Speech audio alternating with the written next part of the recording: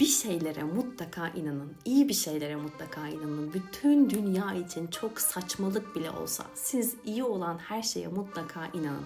Bir kuşun haberci olduğuna, bir kuş tüyünün sana evet doğru yoldasın devam et dediğine, olumlu düşünmenin güzellikler getireceğine, kalpten edilen bir duanın mutlaka bir gün kabul olacağına, güzel hayallerin yaşanması mümkün olduğuna, mucizelere, bir şeylere, iyi bir şeylere mutlaka inanın.